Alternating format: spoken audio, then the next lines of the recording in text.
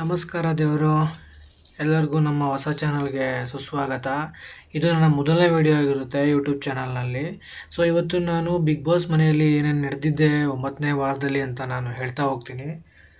So ಮೊದಲನೇದಾಗಿ big boss ಮನೆಯಲ್ಲಿ ಮನೆಗೆ ಬೇಕಾದಂತಹ ದಿನಸಿ ಸಾಮಗ್ರಿಗಳ ಬಗ್ಗೆ ಒಂದು ಚಿಕ್ಕ ಗೇಮ್ನ ನಡೆಸ್ತಾ ಹೋಗ್ತಾರೆ. ಸೊ ಈ ಗೇಮ್ ಯಾವ ಥರ ಇರುತ್ತಪ್ಪ ಅಂತಂದರೆ, ಬಿಗ್ ಬಾಸ್ ಮನೆಯಲ್ಲಿ ತೋರಿಸ್ತಕ್ಕಂಥ ಒಂದು ಆಕಾರವನ್ನು 20 ಸೆಕೆಂಡ್ ಒಳಗಡೆ ಅವರು ಮಾಡಿ ತೋರಿಸ್ಬೇಕಾಗುತ್ತೆ ಪ್ರಾಕ್ಟಿಕಲ್ ಆಗಿ. ಸೊ ಅದನ್ನು ಮಾಡಿ ಕೂಡ ತೋರಿಸ್ತಾರೆ. ಮೊದಲನೇದು ಆ್ಯರೋ ಮಾರ್ಕ್ ಆಗಿರುತ್ತೆ, ಆಮೇಲೆ ರೈಲ್ವೆ ಟ್ರ್ಯಾಕಿಂದೆಲ್ಲ ಬರುತ್ತೆ, ಅದನ್ನೆಲ್ಲ ಕರೆಕ್ಟಾಗಿ ಅವರು ಮಾಡ್ತಾರೆ. ಸೊ ಹಾಗಾಗಿ ಅವರು ಕೊಟ್ಟಂಥ 8 ಅವಕಾಶಗಳಲ್ಲಿ 5 ಅವಕಾಶಗಳಲ್ಲಿ ಗೆದ್ದು 10 ಬುಟ್ಟಿಗಳನ್ನು ತಮ್ಮದಾಗಿಸ್ಕೊಳ್ತಾರೆ. ಸೊ ಹಾಗೆ ಮನೆಗೆ ಏನೇನು ಬೇಕೋ ಸಾಮಾನುಗಳನ್ನ ಅವರು ತಗೋತಾರೆ. ನಂತರ ಮನೆಯಲ್ಲಿ ನಾಮಿನೇಷನ್ ಪ್ರಕ್ರಿಯೆ ಶುರುವಾಗುತ್ತೆ. ಯಾವಾಗಲೂ 2ನೇ 3ನೇ ದಿನ ಅಥವಾ ಮಿಡಲಲ್ಲಿ ಶುರು ಆಗ್ತಿದೆ ನಾಮಿನೇಷನ್ ಪ್ರಕ್ರಿಯೆ. ಇವತ್ತು ಮೊದಲನೇ ದಿನವೇ ಶುರು ಆಗ್ತಾ ಇದೆ. ಸೊ ನಾಮಿನೇಷನ್ ಪ್ರಕ್ರಿಯೆ ಯಾವ ಥರ ಇರುತ್ತಪ್ಪ ಅಂತ ಅಂದರೆ, ಒಂದು ಟಾಸ್ಕನ್ನು ಕೊಟ್ಟಿರ್ತಾರೆ. ಅದರಲ್ಲಿ ಎಲ್ಲರ ಬಟ್ಟೆಗಳನ್ನ ಒಂದು ಟ್ರೈನಲ್ಲಿ ಇಟ್ಟಿರ್ತಾರೆ. ಯಾರ್ಯಾರು ಅವರನ್ನು ನಾಮಿನೇಟ್ ಮಾಡಬೇಕು ಅವರ ಬಟ್ಟೆಗಳನ್ನ ತಗೊಂಡು ಅಲ್ಲಿ ಒಗೆಯೋ ರೀತಿಯಲ್ಲಿ, ಉಜ್ಜೋ ರೀತಿಯಲ್ಲಿ ಅವ್ರ ಕಾರಣಗಳು ಏನೇನಕ್ಕೆ ನಾಮಿನೇಟ್ ಮಾಡ್ತಾ ಇದ್ದೀವಿ ಅಂತ ಅವ್ರನ್ನ ನಾಮಿನೇಟ್ ಮಾಡಬಹುದು. ಸೊ ಇಲ್ಲಿ ಇಬ್ಬರು ವ್ಯಕ್ತಿಗಳನ್ನ ನಾಮಿನೇಟ್ ಮಾಡಬೇಕಾಗಿರುತ್ತೆ ಒಬ್ಬ ಸದಸ್ಯ. ಮೊದಲನೇದಾಗಿ ಅಭಿಯವರು ಬಿಗ್ ಬಾಸ್ನ ಆದೇಶದ ಪ್ರಕಾರ ಅವರು ಮನೆಯಿಂದ ಒಬ್ಬರನ್ನು ನೇರವಾಗಿ ನಾಮಿನೇಟ್ ಮಾಡ್ತಾರೆ, ಅವರು ರಘು ಅವ್ರನ್ನ.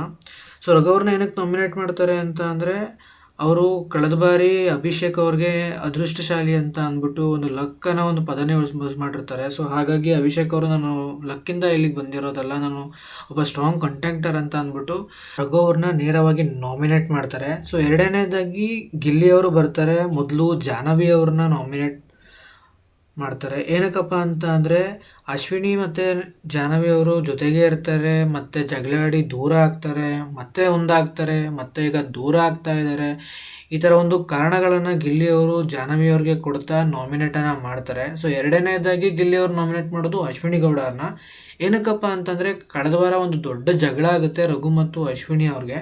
ಸೊ ಆ ಒಂದು ಜಗಳ ನಡಿಬೇಕಾದ್ರೆ ಅಶ್ವಿನಿ ಅವರು ಮನನೊಂದು ನಾನು ಸೆಲ್ಫ್ ಎಲಿಮಿನೇಟ್ ಆಗ್ತೀನಿ ಅಂತ ಬಾಗ್ಲತ್ರ ಹೋಗ್ತಾರೆ. ಸೊ ಆ ಒಂದು ವಿಷಯನ ಕುರಿತು ಗಿಲ್ಲಿ ಅವರು ಹೇಳ್ತಾರೆ, ನೀವು ಇಷ್ಟು ಸ್ಟ್ರಾಂಗ್ ಕಂಟೆಂಟರ್ ಅಂತ ಅಂದ್ಕೊಂಡಿದ್ದೆ ನಾನು, ಬಟ್ ಇಷ್ಟು ಡಮ್ಮಿಯಾಗಿ ನೀವು ಹೋಗ್ತಾ ಇದ್ದೀರಲ್ಲ ಅಂತ ಅಂದ್ಬಿಟ್ಟು ಅಶ್ವಿನಿ ಗೌಡ ಅವ್ರನ್ನ ಕೂಡ ನಾಮಿನೇಟ್ ಮಾಡ್ತಾರೆ.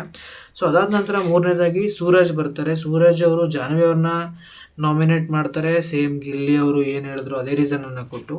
ಎರಡನೇದಾಗಿ ಮಾಳು ಅವ್ರನ್ನ ನಾಮಿನೇಟ್ ಮಾಡ್ತಾರೆ.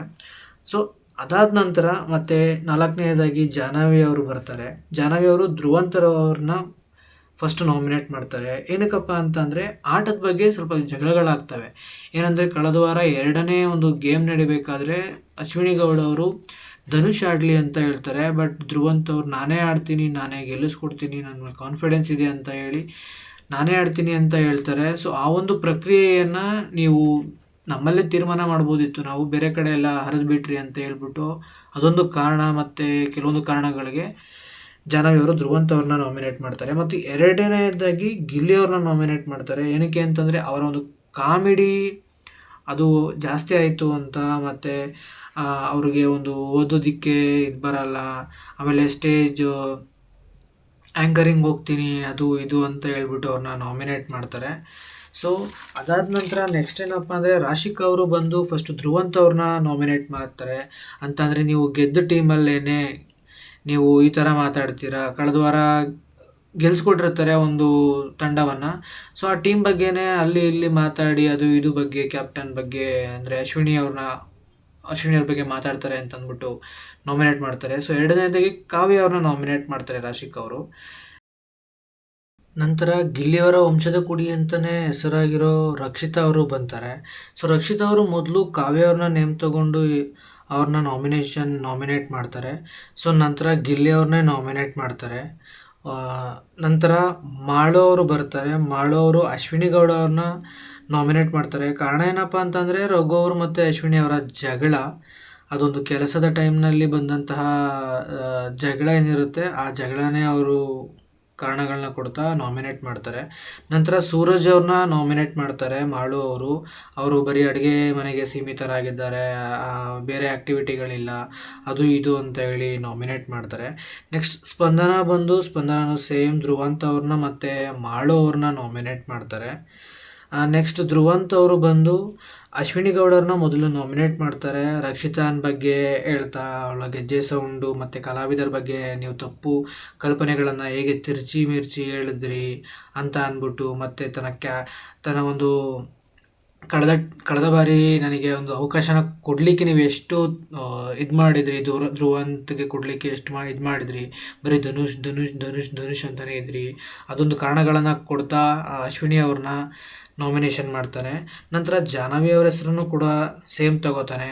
ನೀವು ಯಾವಾಗಲೂ ಸ್ವಂತ ಒಂದು ಐಡಿಯಾನ ಯೂಸ್ ಮಾಡಲ್ಲ, ಯಾವಾಗಲೂ ಶಾಡೋ ಆಗಿದ್ದೀರಿ, ಶಾಡೋಗೆ ಹೊಂದ್ಕೊಂಡು ಹೋಗ್ತೀರಾ ಅಂತ ಹೇಳ್ಬಿಟ್ಟು ಯಾವಾಗಲೂ ಅಶ್ವಿನಿ ಅವರ ಒಂದು ಮಾತನ್ನೇ ಕೇಳ್ತಾ ಇರ್ತೀರಾ, ಅದು ಇದು ಅಂತ ಹೇಳ್ಬಿಟ್ಟು ಅವರನ್ನು ಕೂಡ ನಾಮಿನೇಟ್ ಮಾಡ್ತಾರೆ ಈ ಧ್ರುವಂತ್ ಅವರು.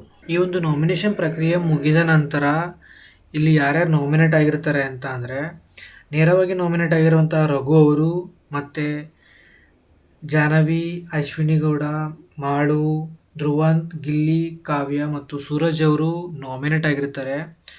ರಘು ಅವ್ರು ಮಾತ್ರ ನೇರವಾಗಿ ನಾಮಿನೇಟ್ ಆಗಿರ್ತಾರೆ. ಅದು ಕ್ಯಾಪ್ಟನ್ ಆಗಿರುವಂತಹ ಅಭಿ ಅವರು ಮಾಡಿರ್ತಾರೆ. ಈ ಒಂದು ವಿಡಿಯೋ ನಿಮಗೆ ಇಷ್ಟ ಆಗಿದ್ರೆ ನಮ್ಮ ಚಾನಲ್ನ ಸಬ್ಸ್ಕ್ರೈಬ್ ಮಾಡಿ, ಮತ್ತು ಲೈಕ್ ಮಾಡಿ, ಮತ್ತು ಕಮೆಂಟ್ ಹಾಕಿ, ಶೇರ್ ಮಾಡಿ ಅಂತ ಹೇಳ್ತಾ ಮತ್ತೆ ಸಿಗ್ತೀನಿ ಮುಂದಿನ ವಿಡಿಯೋದೊಂದಿಗೆ.